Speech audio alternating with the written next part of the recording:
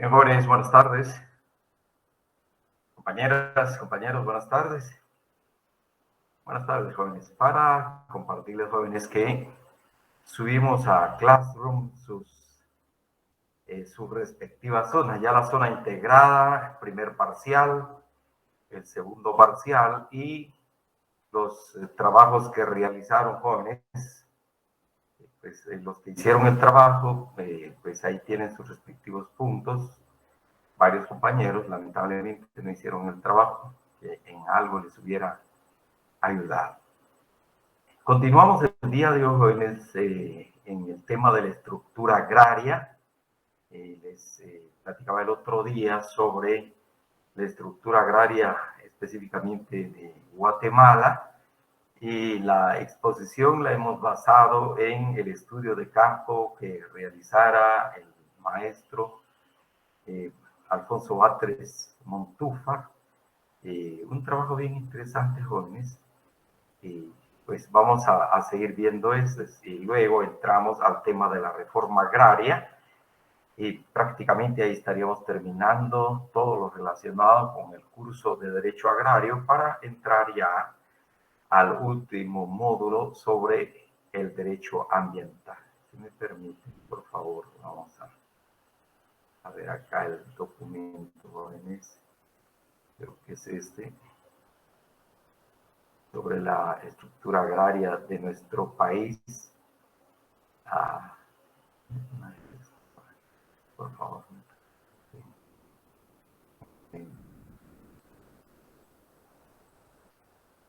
Entonces, tenemos sobre la estructura agraria, les indicaba, un momento, por favor. Acá tenemos la estructura agraria del país. Vamos a hacer un esbozo de esta estructura. Ya pues platicamos el otro día sobre los sectores que conforman esta estructura agraria de nuestro país. Así que solo es... vamos a grabar. Ahí estamos, jóvenes. La estructura agraria de Guatemala. Pues estamos en esta parte. Aquí, jóvenes, por favor. Entonces hablábamos así brevemente, solo para recapitular, por favor, en esta parte, las unidades productoras capitalistas en el agro guatemalteco. Y se divide en dos, decíamos, de la burguesía agraria moderna o burguesía agraria capitalista propiamente. Y aparece también en esta unidad de producción productora capitalista la burguesía agraria tradicional o precapitalista, también como señalan los autores jóvenes. Entonces tenemos acá a la precapitalista. Luego de esto encontramos también a otro gran sector de la población agraria que no se inscribe ni se ubica en el modo de producción capitalista propiamente, pero tampoco en el modo de producción feudal, y menos, mucho menos jóvenes en modo de producción esclavista. Están las unidades productoras mercantiles simples, como indican los autores. El autor de esta obra, cuyo rasgo pues les describía en la vez pasada. Luego tenemos las unidades productoras mercantiles simples depauperadas, campesinos, personas, hombres y mujeres que todavía tienen, pues se dedican al trabajo del agro, contribuyen al mercado interno con su producción, pero ya en una situación de pobreza, e incluso de extrema pobreza, que ya pues, tienen tierra, y la tierra que tienen los campesinos ahí que tienen tierra, la tierra es muy pobre en cuanto a fertilidad, y poca tierra. Y luego viene finalmente el proletariado rural, que habíamos visto ya en el esquema que les compartía el día de ayer en Classroom. De igual manera ya compartí en Classroom con ustedes, jóvenes, estas anotaciones, estos apuntes sobre la estructura agraria de Guatemala. Entonces, para indicar las unidades productoras capitalistas, veíamos son grandes extensiones de tierra supeditadas al régimen de propiedad privada. En otras palabras, en otro enfoque, algunos autores hablan de los grandes latifundios, el fenómeno del latifundismo en el campo. Los autores que hablan del latifundismo no están haciendo la diferencia de si es capitalista, si es precapitalista. Están hablando de esas grandes extensiones de tierra que poseen algunas personas, obviamente pues, bajo el carácter de propiedad privada o particular. Y en estas unidades de producción capitalista vemos se producen café, banano, carne, caña de azúcar, cardamomo, mercancías de exportación. Hoy día les decía, jóvenes, el aceite de palma, luego contribuye a un alto porcentaje a la producción fruta del país. En el caso de estos capitalistas jóvenes, tenemos me permiten, por favor, la producción, utilización de maquinaria, insumos seleccionados, tractores, segadoras, empacadoras, aviones de fumigación, semillas mejoradas, abonos insecticidas, pesticidas, uso de personal altamente calificado. Creo que hay alguien. Ahí estamos. Ya. Y donde acá se habla de personal altamente calificado, jóvenes como agrónomos, veterinarios, químicos, donde se compra la fuerza de trabajo más desarrollada del país, el proletariado y semiproletariado rural. Relaciones por medio del salario, perviven resabios precapitalistas, aquí ya estamos hablando de los capitalistas o precapitalistas o de la burguesía tradicional, como el arrendamiento en especie, el trabajo de existencia, el colonato.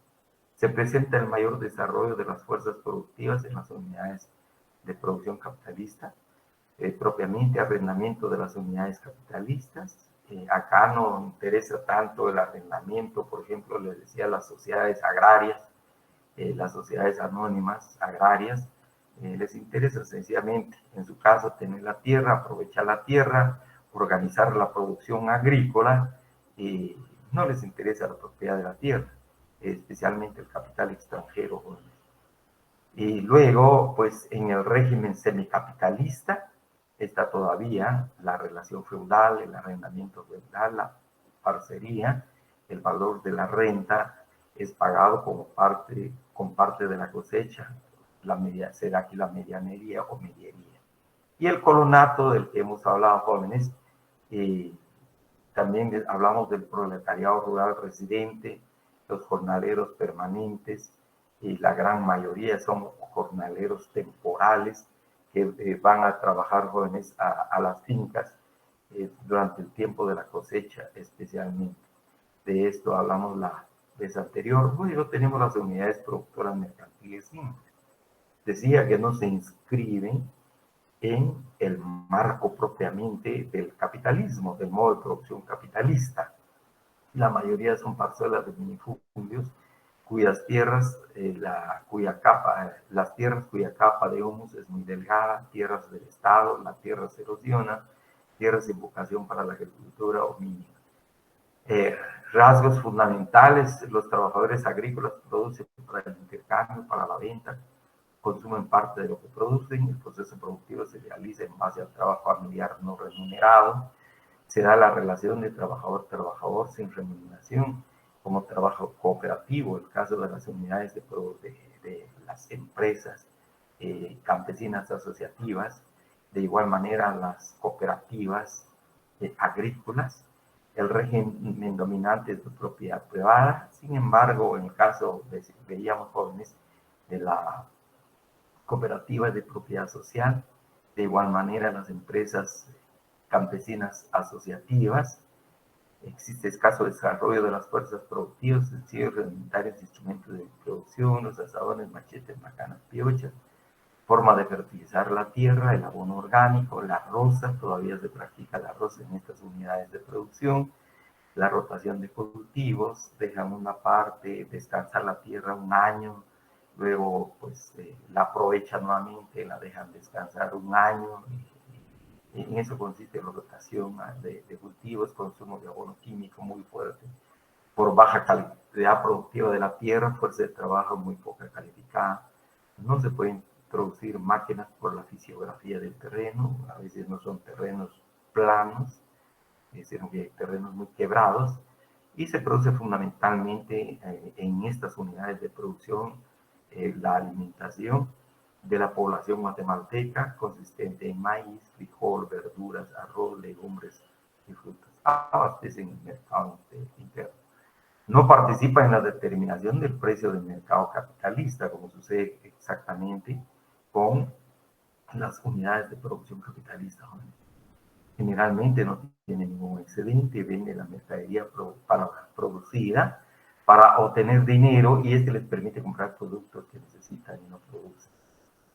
Acá, existencia de industria familiar o doméstica paralela a los procesos productivos agrícolas, con lo que complementa el ingreso familiar total. Aquí hablamos, por ejemplo, muchas veces son sastres, vendedores, entre otros rasgos. Y tenemos acá los rasgos de la burguesía agraria propiamente o moderna, de la cual ya hemos hablado, jóvenes, toda fuerza de trabajo empleada es asalariada, la permanente es proletaria y la temporal igual y semiproletaria. Solo funciona el arrendamiento capitalista, les decía, procesos productivos muy calificados, fracción de clase vinculada al capital financiero nacional y transnacional o extranjero, vinculados a procesos agroindustriales y comerciales, en tanto que la burguesía agraria tradicional, que es muy fuerte en nuestro país, mantiene relaciones de producción precapitalistas para levantar la cosecha, utiliza fuerza de trabajo temporal, bien proletaria y semiproletaria. Existe todavía el colonato en su manto, en el régimen de la burguesía agraria tradicional, y la remuneración a veces le dan por raciones. Dos, el arrendamiento capitalista y precapitalista, especialmente jóvenes, los procesos productivos tradicionales, los instrumentos de producción sencillos, no a veces se cuenta y requiere de asesoría de expertos en el entendido de que el capataz normalmente de la finca o el dueño en su caso, pero normalmente el capataz conoce el trabajo de la tierra, cómo se produce, razón por la cual descansa precisamente en este administrador de la finca, o algunos se denominan inclusive capataz de estas fincas, son expertos, pero gracias precisamente a la práctica, o en su caso, pues, a la misma experiencia productiva. Producen ganado, café, y es el sector de clase de la burguesía muy reaccionario. Cualquier cambio que se pretenda hacer en el país, pues ahí sí que valga la expresión joven, reacciona inmediatamente de forma negativa. E incluso hasta es posible, digamos, el intento de golpe de Estado. Están los campesinos acomodados, acá se da la contratación de fuerza de trabajo remunerada, aplica algunos adelantos tecnológicos productivos, la utilización de maquinaria, de tractores, a veces acumulan excedentes que revierten en proceso productivo.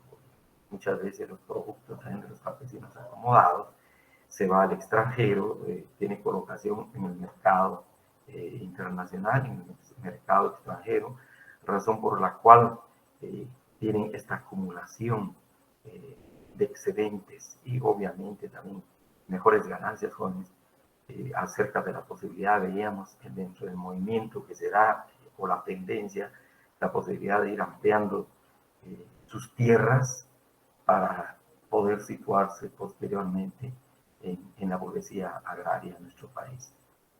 Los pequeños campesinos contratan muy poca fuerza de trabajo remunerada, menor grado de utilización de tecnología moderna, no tienen excedentes reales, muy poca aportación al mercado capitalista realmente.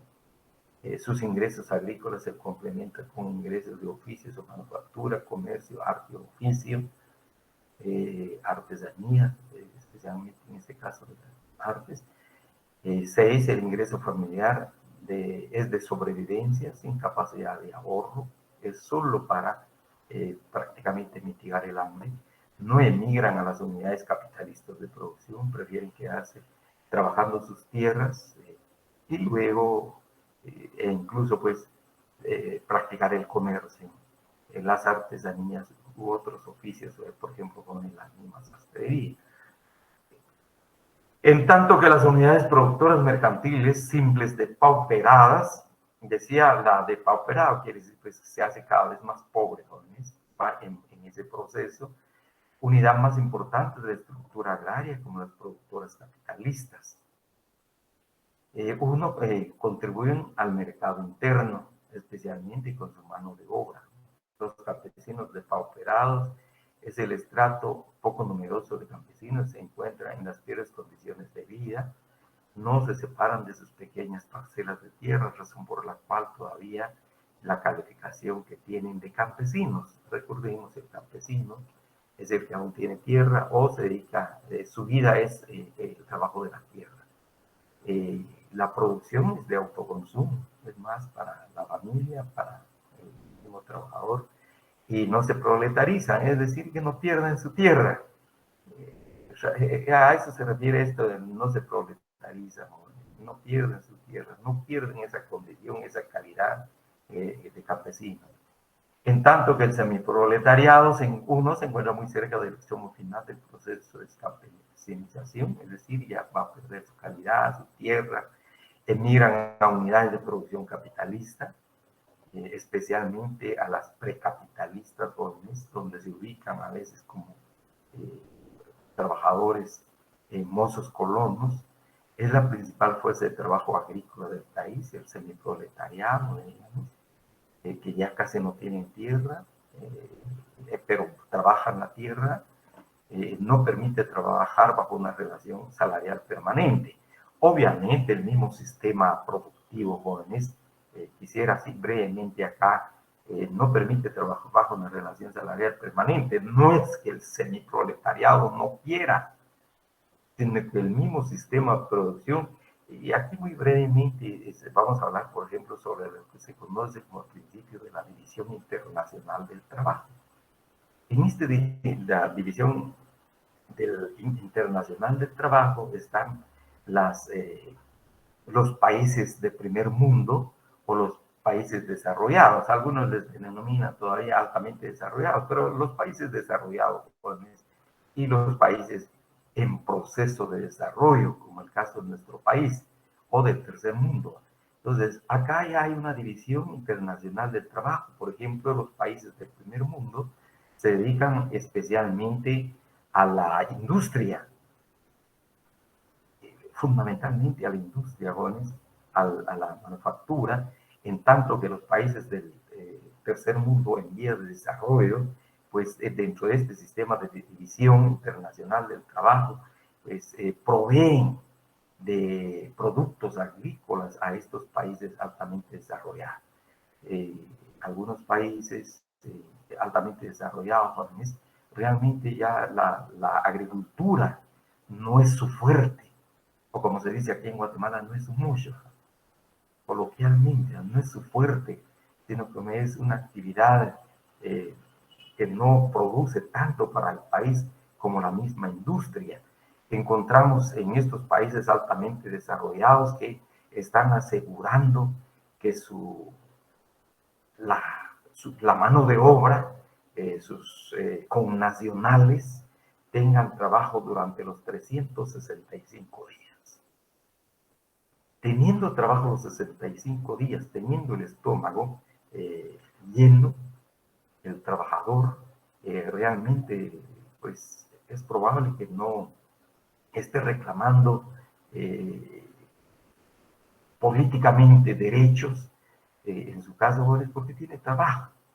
En tanto, desafortunadamente, los países en proceso de desarrollo, es el caso de Guatemala, a la fuerza de trabajo, especialmente veíamos estos campesinos, el semiproletariado, como se indica acá, es la principal fuerza de trabajo agrícola del país, solo tiene trabajo durante 3 meses. 3 meses, a lo sumo 4 meses. ¿Y qué pasa con los restantes 8 meses si hubieran 4?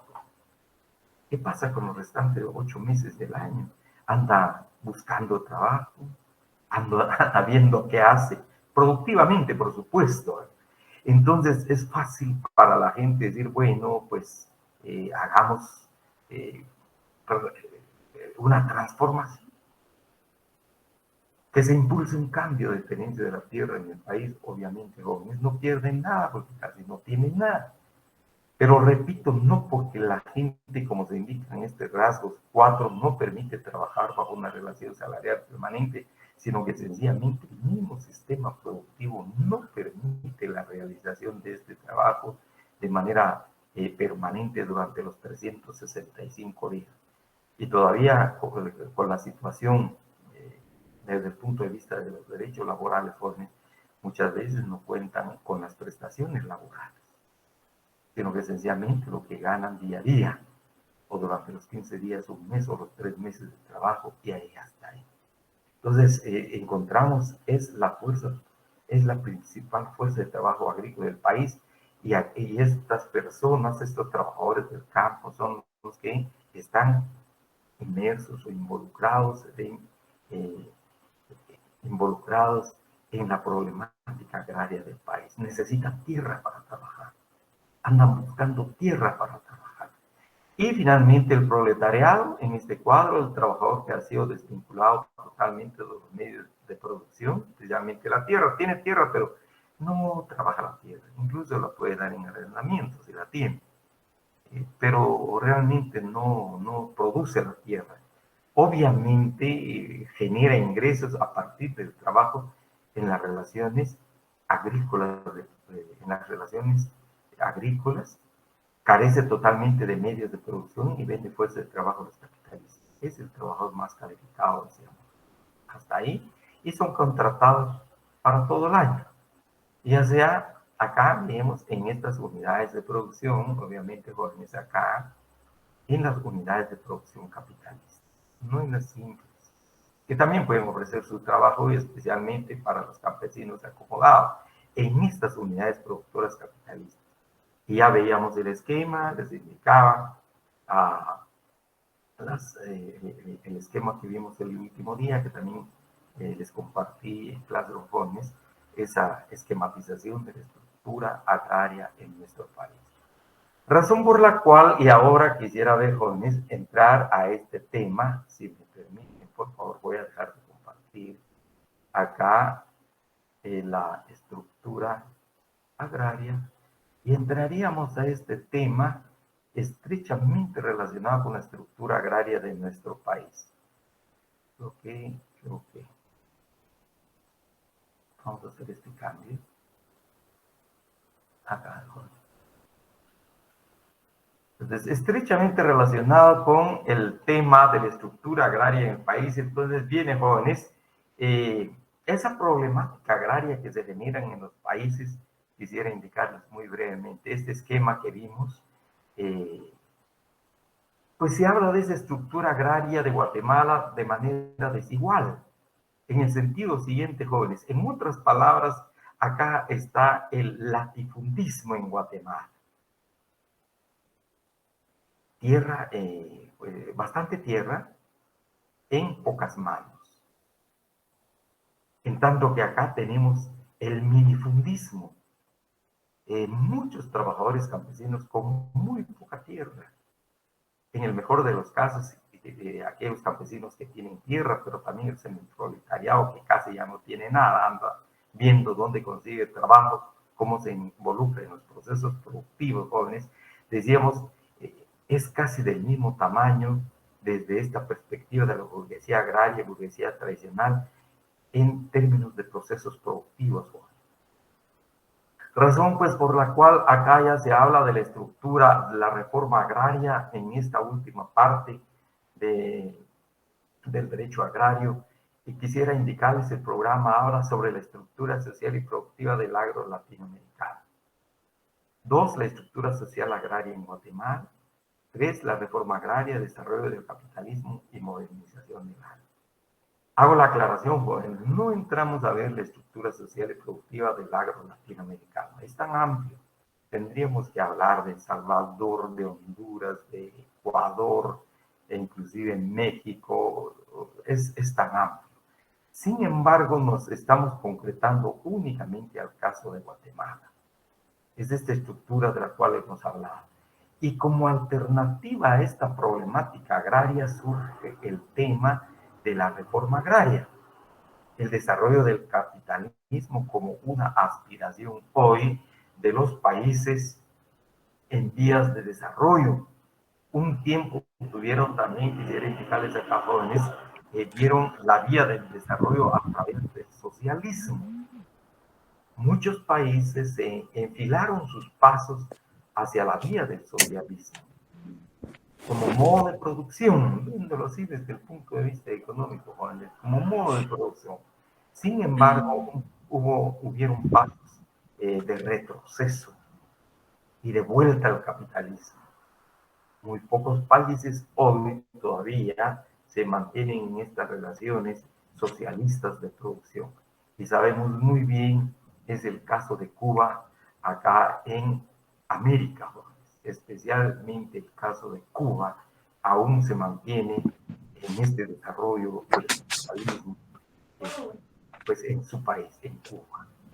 Sin embargo, se habla de otros países sudamericanos, de Venezuela. Realmente no hay socialismo en estos países. Inclusive se hablaba también de Brasil. Posteriormente llegó el gobierno de Bolsonaro, quiso borrar algunas huellas de carácter social en materia de desarrollo, pero tampoco era socialismo, bueno, porque también quisiera indicarles del desarrollo del capitalismo, en muchos países no abrazaron ni el capitalismo ni el socialismo, se fueron por una tercera vía, la nacionalista, si queremos, jóvenes, países, Brasil mismo, que no se fue al capitalismo, todos trataron varios países jóvenes de desarrollar una tercera vía. Entonces acá estamos hablando del desarrollo del capitalismo. En el caso de nuestro país, vamos a ver, y la modernización del agro, pretendiendo emular el desarrollo capitalista, especialmente de los Estados Unidos, que ha logrado un desarrollo vertiginoso más o menos en 200 años.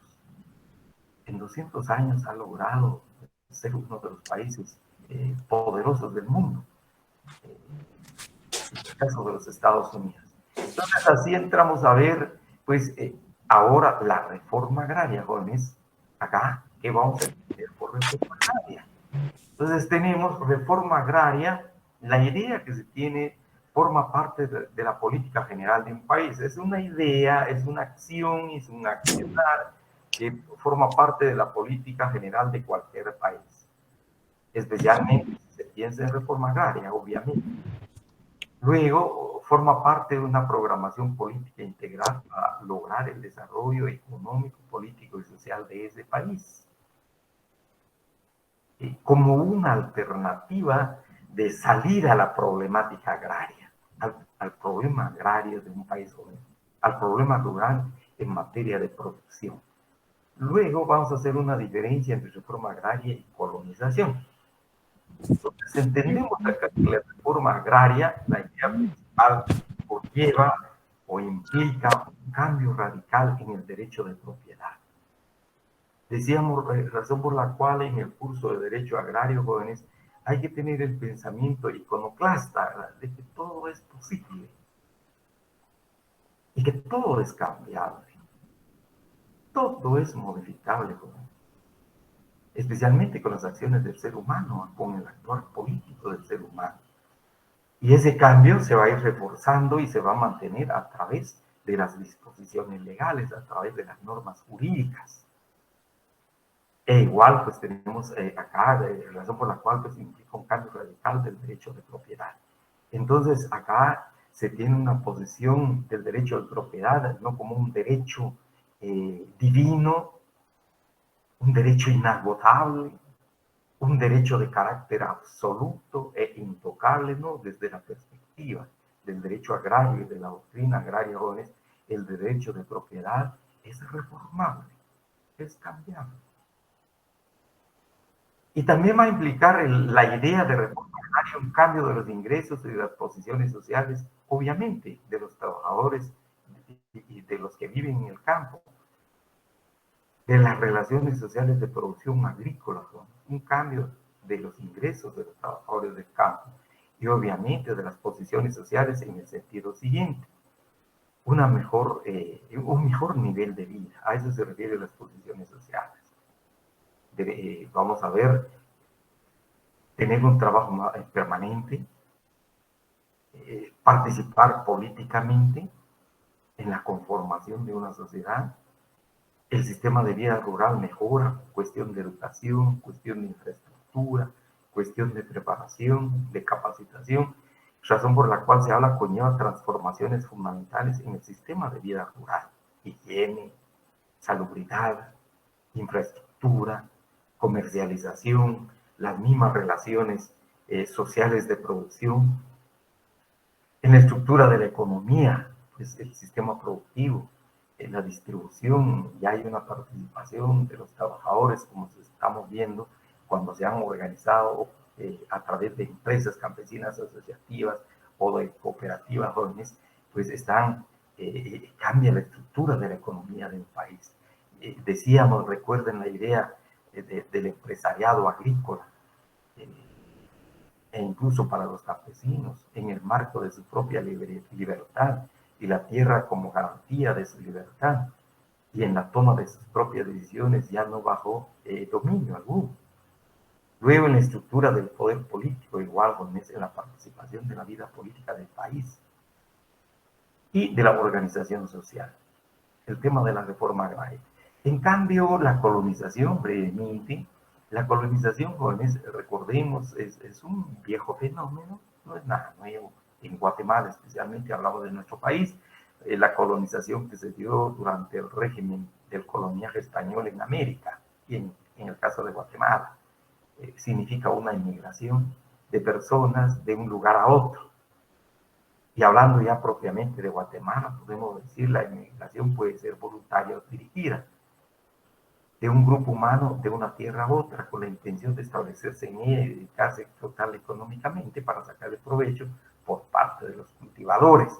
Especialmente el Instituto Nacional de Transformación Agraria, el INTA, promovió el proceso de colonización casi durante los 30 años jóvenes, al decirle a los campesinos, ya sea de manera voluntaria, decirles, miren, váyanse a la franja transversal del norte, porque ahí vayan a tomar las tierras que están ahí, obviamente del Estado, a las tierras ejidales, o bien a través de la dirección del INTA, hacía un listado de personas para que se trasladan, ya sea a la costa, a Retauleu, San Marcos, a Suchitepeques, para estar en esta zona de desarrollo agrario, con la intención de establecerse en ella y dedicarse a explotar económicamente, sacarle provecho a los cultivadores. Precisamente está la tierra, pero no se está legalizando todavía, ni se ha entregado a los campesinos. Este proceso de colonización no tiene incidencia sustancial en la estructura socioeconómica de las zonas agrícolas ya ocupadas. ¿Por qué? Porque sencillamente, jóvenes, solo es la tierra. La colonización promueve el movimiento de personas, de campesinos, de una tierra a otra, pero sin apoyo por parte del Estado, sin apoyo financiero, sin apoyo en cuestiones de educación, de capacitación, infraestructura, comercialización, sino que únicamente la movilización de la gente, obviamente con fines productivos. No afecta el poder político económico de los latifundistas. Al contrario, muchas veces la movilización de las personas va alrededor precisamente de estos grandes latifundios para tener a la mano, valga decir, la mano de obra prácticamente barata alrededor de las haciendas, de las fincas, de los grandes latifundios. Existe la posibilidad por parte del terrateniente de adquirir esas nuevas tierras ya preparadas. Normalmente eso pasaba con los famosos patrimonios agrarios colectivos. Se les entregaba a 100 familias, a 50 familias por parte del Instituto Nacional de Transformación Agraria. Recuerden, jóvenes, cuando hablamos de la tutela del INTA durante 10 años. Y una vez adquirían la tierra los campesinos, la dividían para que pasara a nombre de cada campesino. Y luego cada campesino empezaba a vender sus tierras y se quedaban nuevamente sus tierras. Y se abre la posibilidad, como se indica acá, por parte de los terratenientes para comprar y adquirir esas tierras que ya trabajaron los campesinos, pero que las están vendiendo, ¿verdad? Las obtuvieron precisamente el gobierno. Y entonces acá, insistiendo en la reforma agraria, jóvenes, en ese cambio sustancial y en varios aspectos, pues también tenemos algunas clases de reforma agraria. No todas son, como quisiéramos decir, la panacea para solucionar la problemática agraria del país. Porque vamos a ver, existe una reforma agraria simple, existe una reforma agraria integral. Acá tenemos, incluso hay acá los postulados, vamos a ver, que nos plantea este autor. Tenemos la reforma agraria simple, es más o menos un cambio de la tenencia de la tierra sustituyendo el sistema latifundista por un sistema menos injusto y más moderno de propiedad y tenencia y explotación de la tierra, una mera distribución de parcelas por quienes la necesitan y estén en aptitud de explotar. Ahí también se le conoce como reforma agraria, es un cambio. Pero como vamos a ver acá, uno de los ejemplos, tenemos con lo que se dio en nuestro país durante 30 años. El INTA decía que estaba impulsando una reforma agraria, solo que se le denominaba transformación agraria. Una reforma agraria simple. El ejemplo, la dotación o atribución de tierras por parte del Instituto Nacional de Transformación Agraria, el INTA, durante 30 años, pero no solucionó el problema. El problema existe todavía. El problema agrario del país, la falta de tierra para los campesinos con la tenencia de la tierra. Luego tenemos la reforma agraria integral, conlleva algunos principios. Implica redistribución de la tierra de una forma justa, con asistencia técnica y crediticia, servicios y obras complementarias, sanidad rural, vivienda, elevación del nivel cultural, carreteras. 2, es un aspecto dentro de la política de fomento y desarrollo económico y social de un país. 3, se deben incorporar variedad de instituciones interesadas en el progreso nacional. Acá se habla, tenemos acá los otros principios. Debe garantizar la seguridad de mercados y precios justos para todos. 5, debe perseguir la consecución de la justicia social en el campo. 6, el derecho del campesino se extiende a todo lo indispensable para que la tierra sea útil, social y económicamente, para él y su familia. Derecho que no queda limitado a la tierra.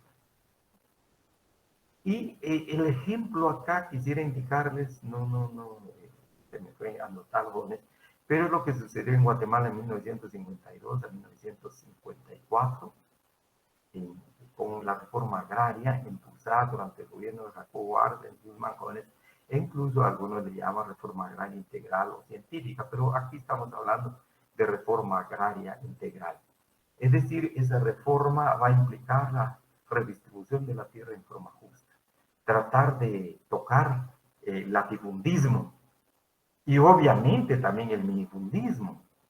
Estos dos fenómenos de la misma moneda, decíamos jóvenes, para que haya un proceso de desarrollo económico y social en el campo, en estos términos. Se habla pues de reforma agraria integral. Así tenemos algunos principios que nos plantea el Jacques Chonchol Chay, chileno, sobre reforma agraria en cuanto a los postulados básicos de una reforma agraria. Redistribución de la tierra agrícola. Conlleva la redistribución del ingreso originado del trabajo que se aplica sobre la riqueza. 2, debe ser un proceso masivo, rápido y drástico de distribución de derechos sobre la tierra y el agua. 3, debe contar con gran apoyo político. 4, es un proceso de alto costo. 5, debe afectar la tierra y el agua. 6, debe haber apoyo económico, asistencia técnica, educacional y también social. 7, la acción del Estado debe jugar un rol fundamental constituyendo su elemento dinámico y rector fundamental. Es decir, que el Estado no es ajeno a esta reforma agraria. Y aquí viene nuevamente acá, vamos a recordar nuevamente esto con esa la ubicación del derecho agrario en la rama pública del derecho, y encontramos entonces acá participando el Estado, no como simple observador, sino como actor, precisamente como se indica acá, como un elemento dinámico y rector fundamental del proceso productivo del país, interviniendo, controlando y redistribuyendo precisamente su territorio, jóvenes, eh, para ese desarrollo económico y social de la sociedad. Esto según Jacques Chonjol, jóvenes. Entonces, tenemos estos tipos de reforma agraria.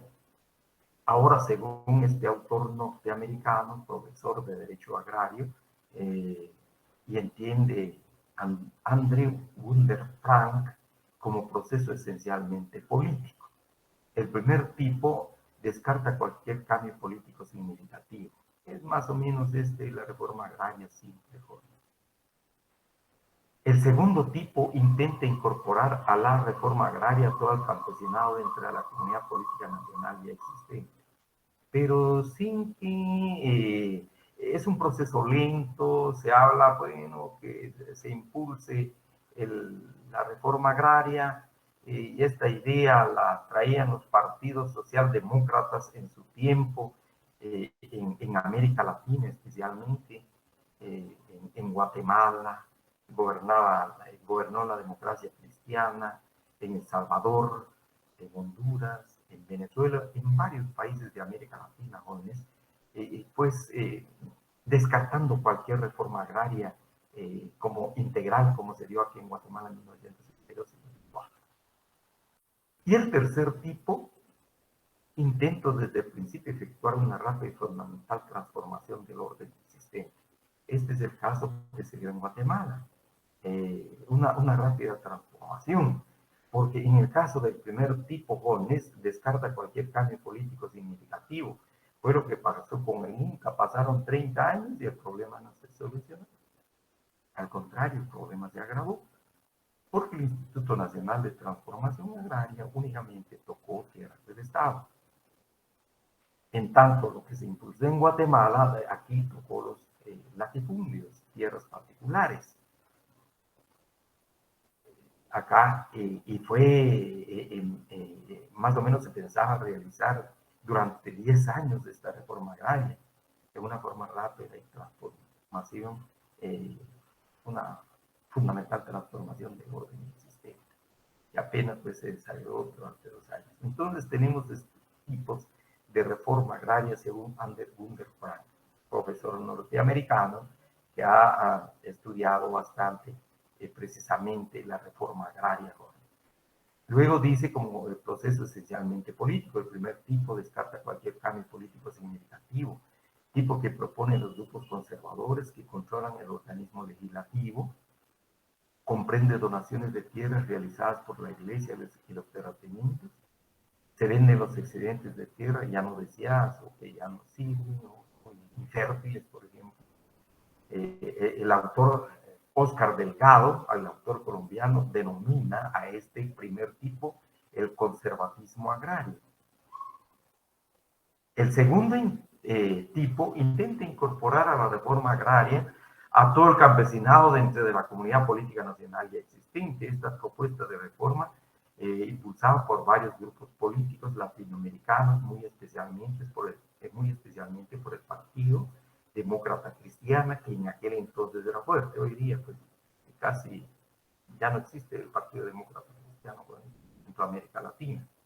Quedan intactas las bases del poder de las fuerzas conservadoras. Y señala este autor, existen dos peligros al éxito de esta clase de reforma. Uno, se deja incólume sin tocar el poder de los conservadores, dándose una oposición continua al proceso de reforma y al saboteo de funcionamiento de las agencias gubernamentales de aplicación de la misma. Dos, aparecimiento de grupos interesados opositores internos en alianza con los conservadores y la presencia extranjera para las fuerzas conservadoras en contra del gobierno nacional.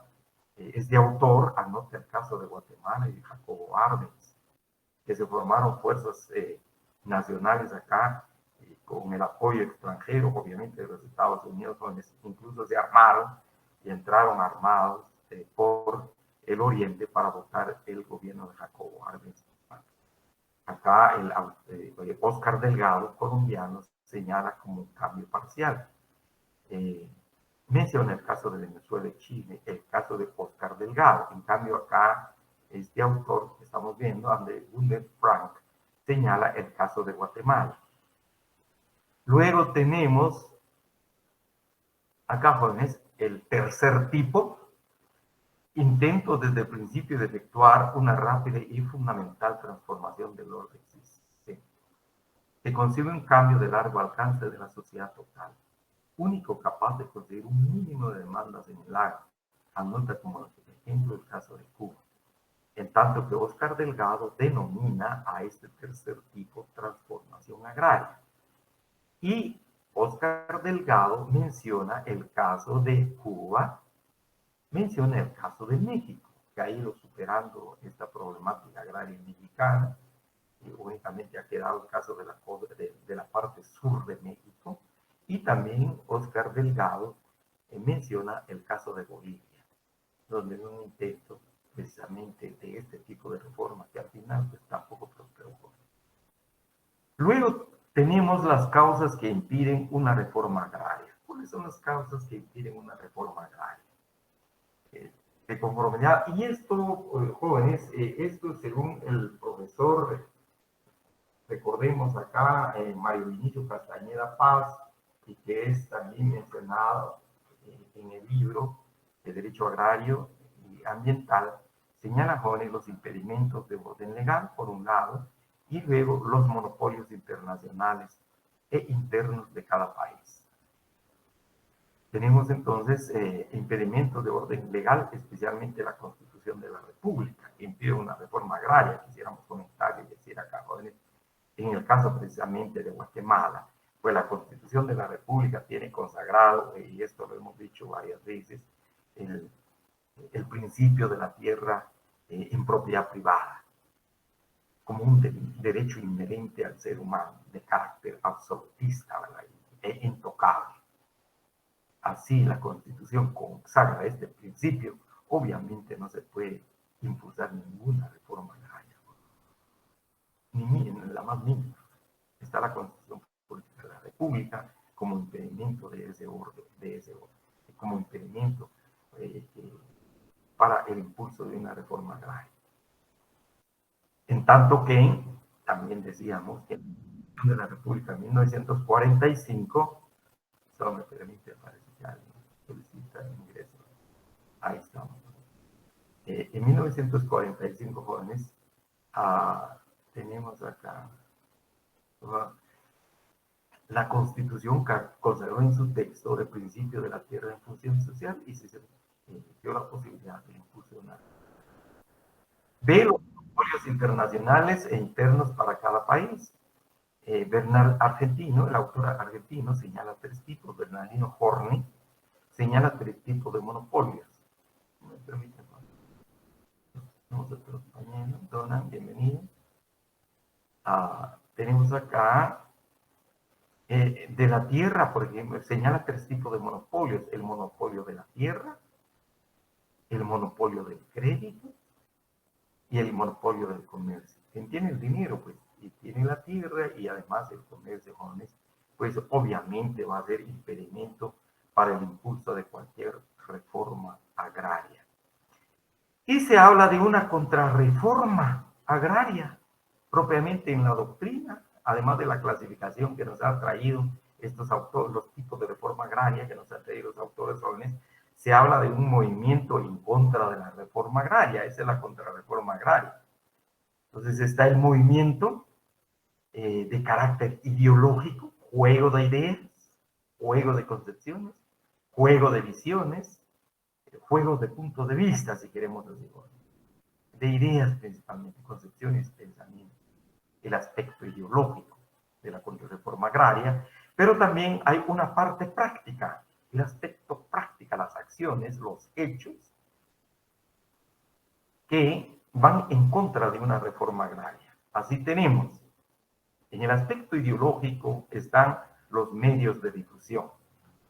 Los medios de difusión, los medios de comunicación social.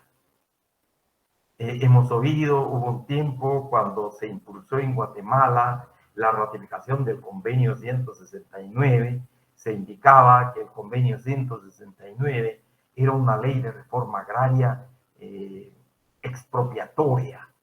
Entonces, en los medios de comunicación, en los medios de difusión, especialmente en la televisión, radio, jóvenes decían, señores, en Guatemala se va a sembrar ya solo en macetas, porque ya no va a haber tierra si se ratifica el convenio 169 de la Organización Internacional del Trabajo. Obviamente totalmente lejos de verdad, porque el convenio 169 no tiene que ver absolutamente nada con reforma agraria, en primer lugar, absolutamente nada con eso.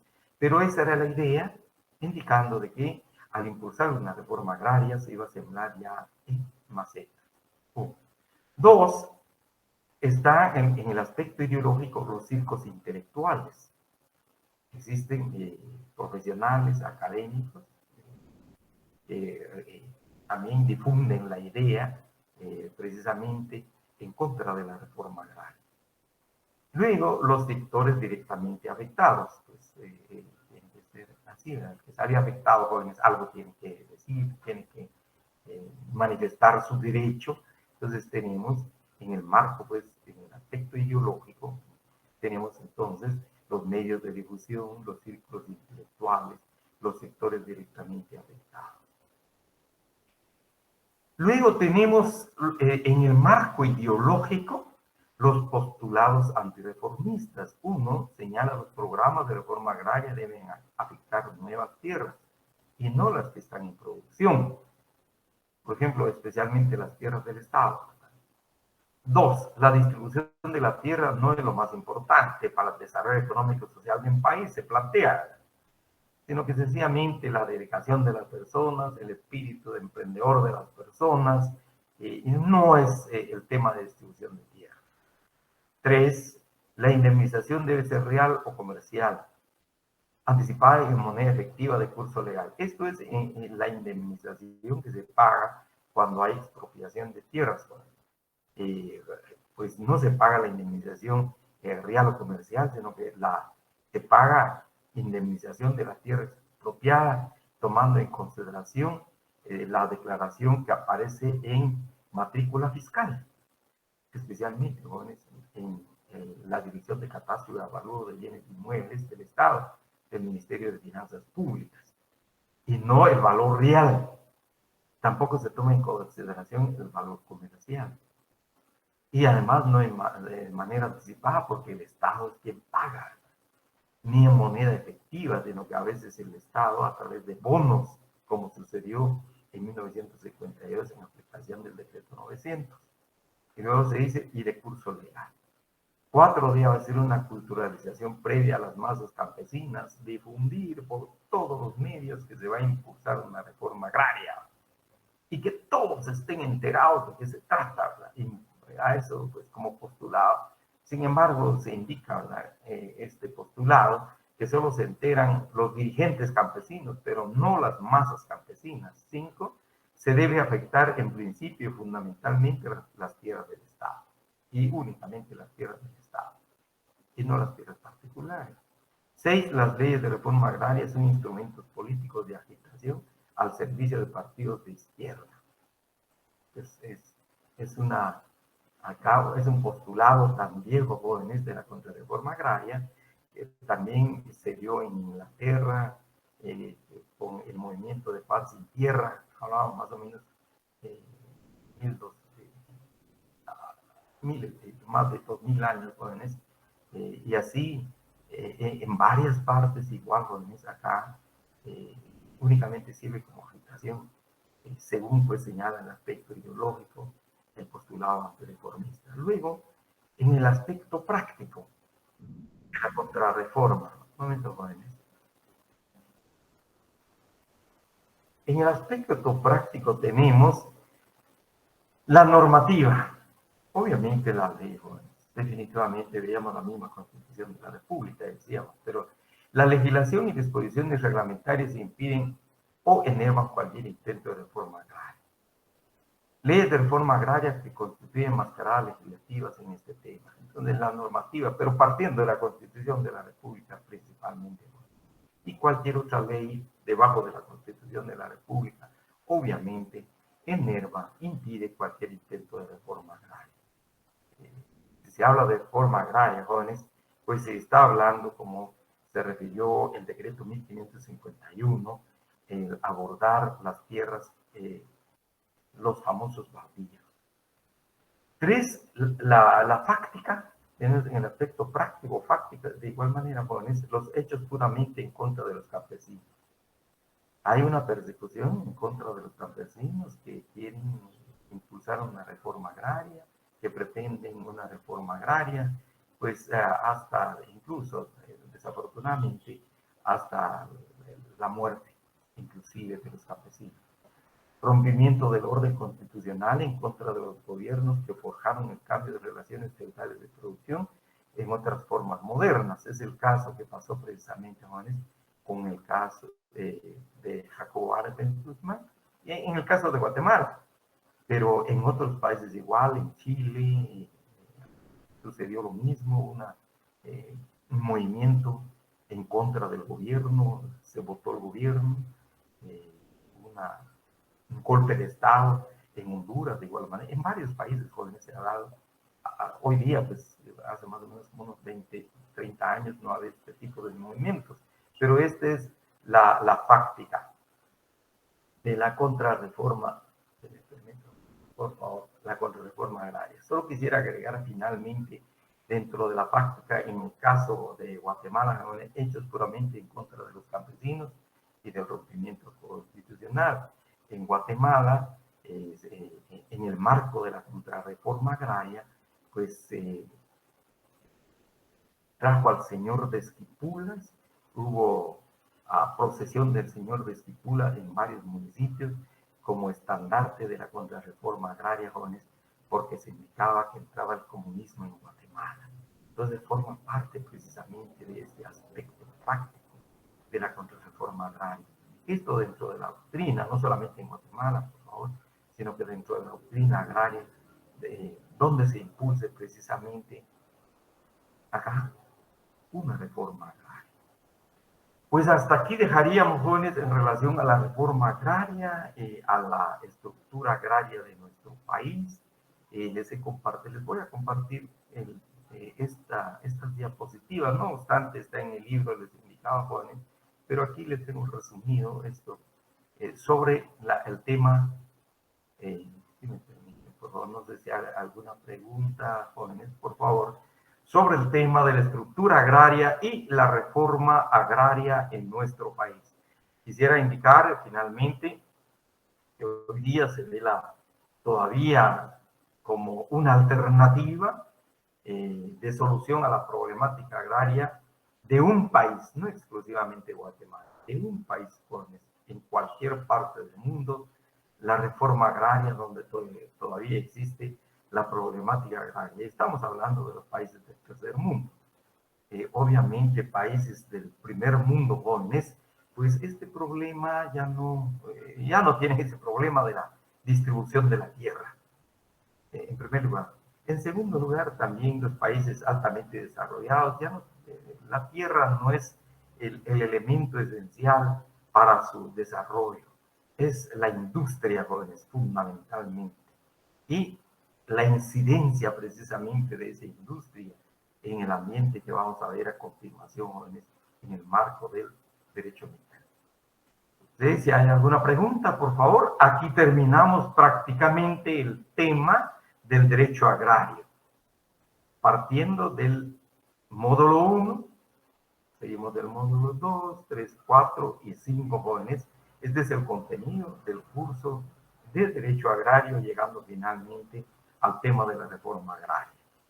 Si hay alguna pregunta, por favor la hacen. Sí, Carolina, si fuera tan amable. ¿Qué tal? Buenas noches. Fíjese que, bueno, entonces esto de bajo nuestras condiciones, pues es la de nunca acabar, digo yo. Carolina, me permite, fíjese, tengo un No me problema oye. de audición. Me permite un momentito, voy a hacer un cambio. Me permite un momentito, por favor. Me permite, jóvenes, por favor. Bueno, Voy a hacer un breve cambio.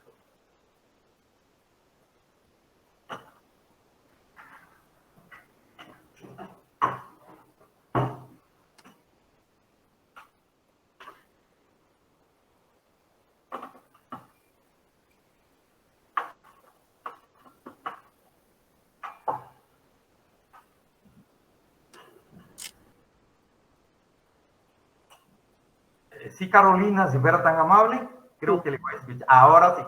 Ahora Bueno, sí, Carolina, por oye, favor, diga. es así como un pensamiento al aire, ¿verdad? Por Eh, favor, Carolina. este problema de la tierra, pues va a ser la de nunca acabar. Eh, Ajá. bueno, al final de cuentas, ¿qué considera usted? Que estamos listos para seguir, cambiar a la siguiente etapa, que yo no estoy diciendo que sea la mejor, pues, pero no veo otro camino, ¿verdad? El de industrializar de alguna forma algunas de las situaciones en el país para tener esa otra opción de desarrollo económico, pues, porque ese es el que le va a dar, ¿no? Eh, Ajá. porque más tierra, pues no, para arriba, pues, o para hasta abajo, no sé. Eh, para repartir no va a haber más.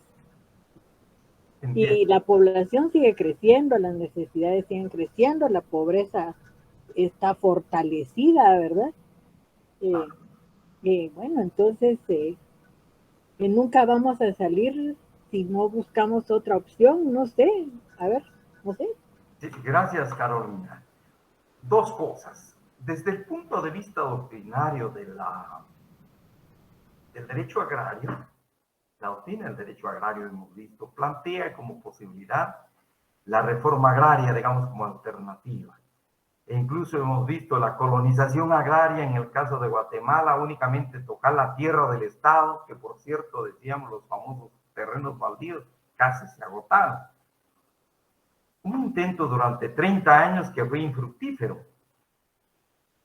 Y no se logró mayor cosa. Incluso, como usted indica, el problema ha ido creciendo, porque también la población del agro ha ido creciendo. Ahora, el tema de la reforma agraria, realmente yo creo que en este momento va a ser imposible que se impulse una reforma agraria. Las condiciones políticas del país, pero partiría especialmente del tema constitucional.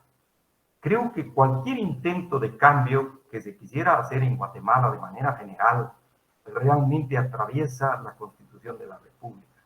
Y vimos recientemente inclusive la posibilidad de que se incluyeran algunos temas en la reforma constitucional que se planteó hace más o menos como 4 años, tampoco prosperó. Y que no conllevan mayores cambios realmente. Ahora, creo que la población irá preparando, los mismos guatemaltecos irán, creo que, buscando la alternativa de solución a la problemática agraria del país, porque realmente hay un problema agrario en el país. La población, como decía Carolina, compañeros y compañeros, la población del campo va creciendo y no hay fuentes de trabajo. Razón por la cual acá se nos habla grandemente esa emigración que se está yendo a los Estados Unidos, de guatemaltecos que viven en el interior de la República. Y aquellos que han logrado entrar y colocarse en los Estados Unidos económicamente les ha ido bien. Y hasta su misma familia, por ejemplo, con las remesas familiares.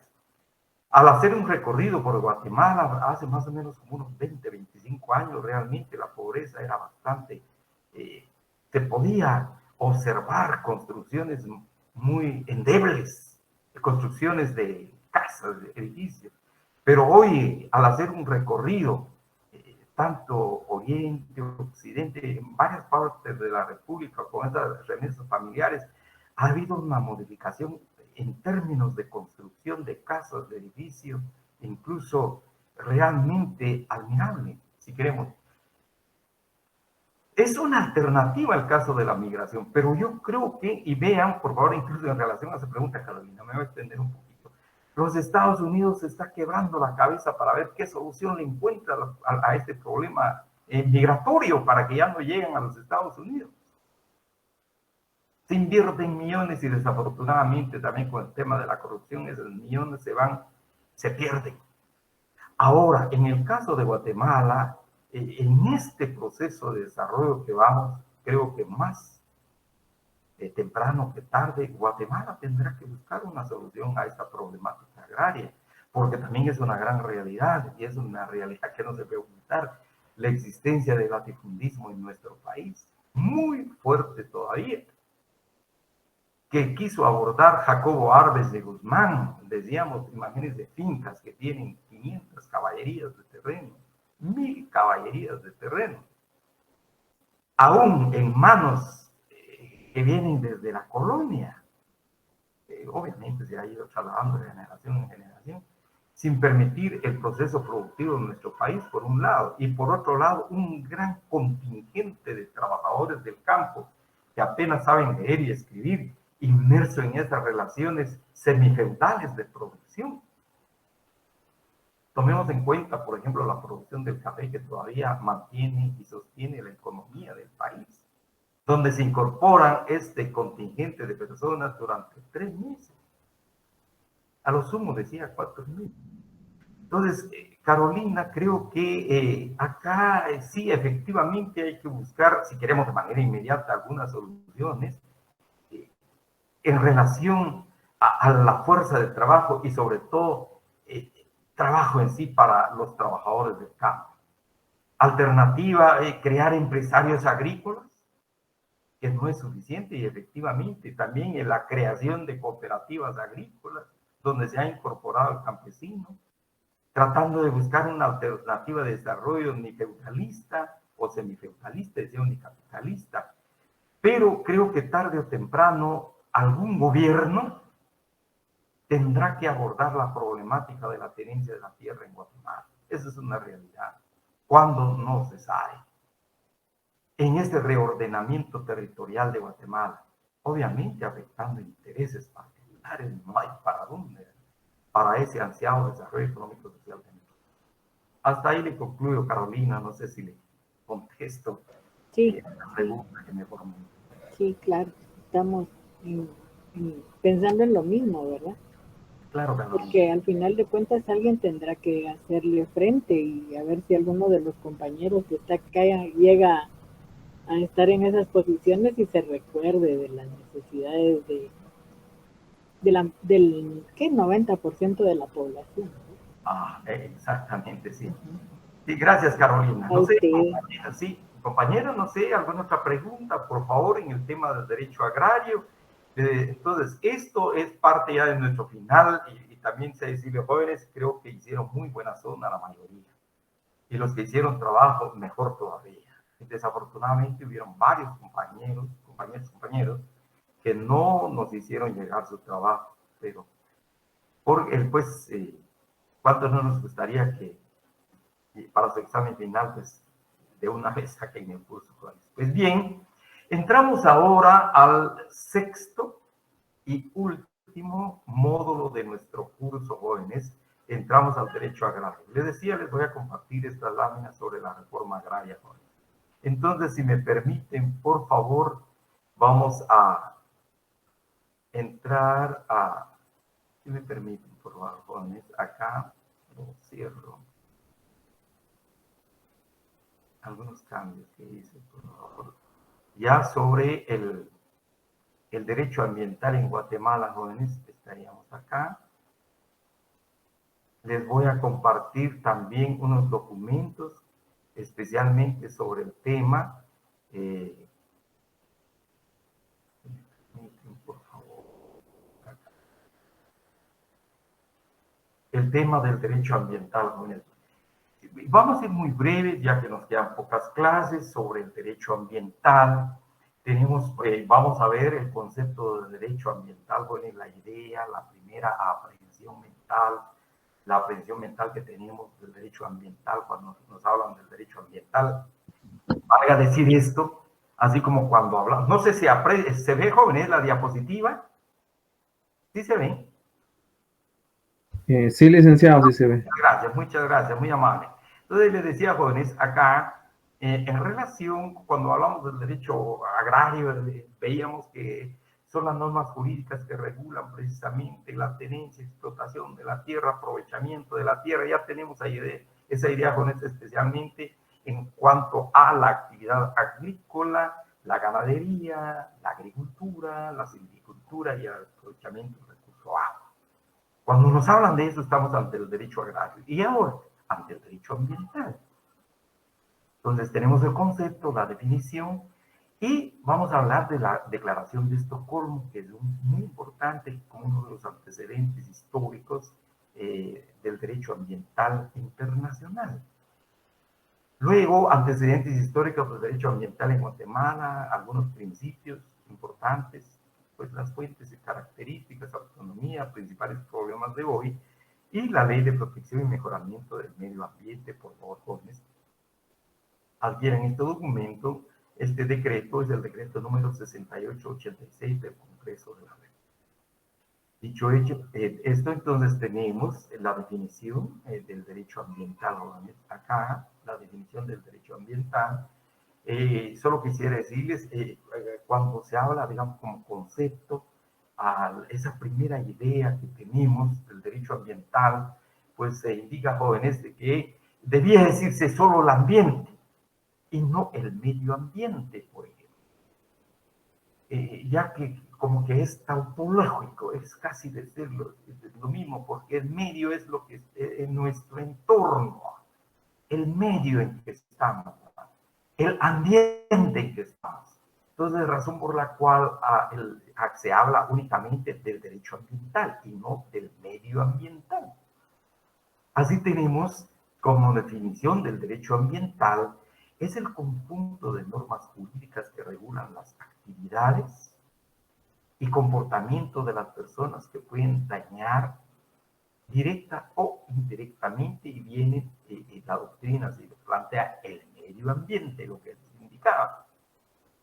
Y solo quisiera decirle acá en términos nuestros, jóvenes, qué es el medio o qué es el ambiente en este caso. Entonces, el medio es lo que si quisiéramos ver así, decir así, es lo que tenemos en la parte superior de nuestra cabeza. ¿Y qué es lo que tenemos en la parte superior de nuestra cabeza? Si fuera así, jóvenes, por ejemplo, el aire. ¿Y qué es lo que tenemos en la parte inferior de nuestro cuerpo, nuestros pies? Pues el suelo. Y a los lados podríamos decir, tenemos el río, los ríos. Entonces, es ese medio que nos rodea, el ambiente que nos rodea, y que se le puede causar daño, razón por la cual surgen estas normas jurídicas para garantizar de que no ocurra ese daño. O si está ocurriendo, de qué manera evitar que continúe ese proceso dañino, ya sea en forma directa o indirecta. Razón por la cual se habla que la finalidad del derecho agrario es prevenir los daños. Es de carácter preventivo, fundamentalmente. Y puede ser que ocurra, también puede ser resarcivo o reintegrativo, si queremos, pero fundamentalmente es para prevenir los daños.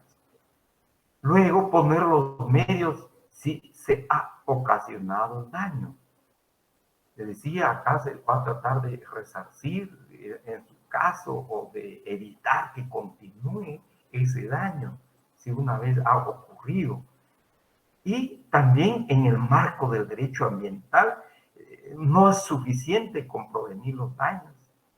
Y si ha ocurrido, jóvenes, no es suficiente también con poner los medios para que ya no continúe, sino también establecer los responsables de las acciones lesivas, de las acciones dañinas, perjuiciosas, de ese medio, de ese ambiente. Y aquí vamos a hablar pues de ese término medio ambiente, en el entendido, repito, jóvenes, que para algunos autores en la doctrina ambientalista señalan que es tautológico, es como repetitivo, digamos, pero vamos a seguir utilizando el término medio ambiente, no así en relación al derecho, estamos hablando del derecho ambiental. ¿Cuál es el bien jurídico tutelado por el derecho ambiental? Se habla precisamente del medio ambiente, del medio o del ambiente, del que depende el desarrollo económico, la salud y el bienestar de la población. Y les decía que se entiende por medio ambiente, o el ambiente en su caso, o el medio a secas, conjunto de circunstancias o factores físicos y biológicos que rodean a los seres vivos e influyen en su desarrollo y ambiente. El aire, obviamente, influye en el desarrollo de nosotros como seres vivos. El agua, de igual manera. Y obviamente agua sana, agua limpia, un ambiente sano. Estábamos hablando precisamente de esto. Y empezamos acá el derecho ambiental, les decía jóvenes, en 1972 en Estocolmo, Suecia, se hizo una convocatoria a varios países del mundo, no solamente, digamos, del país nuestro, a varios países del mundo, jóvenes, para que concurrieran a abordar el tema ambiental. Y así encontramos en 1972, me adelanto hasta jóvenes, se emite esta declaración de Estocolmo en el tema ambiental. Y se aborda el medio ambiente de calidad, los recursos naturales de la tierra, la capacidad de la tierra para producir recursos vitales renovables. El hombre tiene la responsabilidad especial de preservar y administrar ese medio ambiente. Los recursos no renovables de la tierra. También se señala que debe ponerse fin a la descarga de sustancias tóxicas, impedir la contaminación de los mares y la contaminación de manera general. Pero también se plantea el desarrollo económico y social que es indispensable para cualquier sociedad. Porque si la sociedad no produce, muere, ¿no? Al no haber producción. Obviamente, al no haber desarrollo económico y social. 9. Las deficiencias del medio ambiente originadas por las condiciones del subdesarrollo. Es el caso de los países subdesarrollados, que luego se plantea para los países en desarrollo 1. Acá, de igual manera, van a aumentar el potencial de crecimiento actual o futuro de los países en desarrollo, una gran preocupación, porque unos países sí lograron un crecimiento vertiginoso, admirable, y otros no hay manera de que salgan del subdesarrollo, de la pobreza, del tercermundismo, si queremos.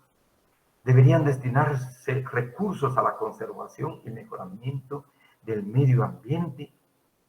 Los estados deberían adoptar un enfoque integrado y coordinado de la planificación de su desarrollo y no que sea así a la pura, valga coloquialmente hablando, jóvenes, a la pura brava, sin planificación, sino que a la pura ocurrencia o sencillamente por cuestión meramente natural, si quisiéramos. Se habló de la planificación racional, constituye un instrumento indispensable.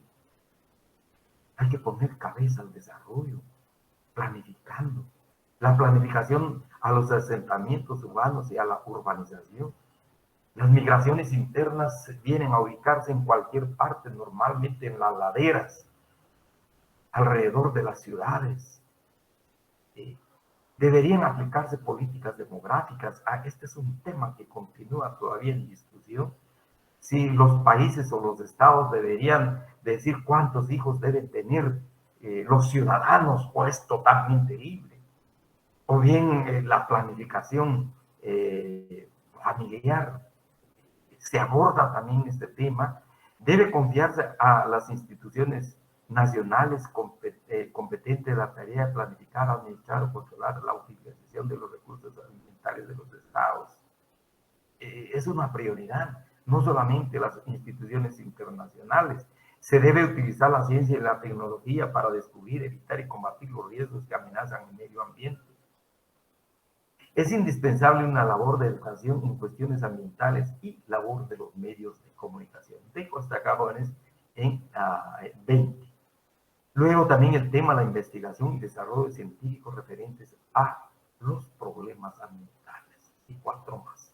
Pues estos fueron, entre otros, los temas que se abordaron y que posteriormente se plasma en este protocolo denominado, jóvenes, perdón, en este instrumento internacional de carácter legal, de carácter jurídico, la Declaración de Estocolmo.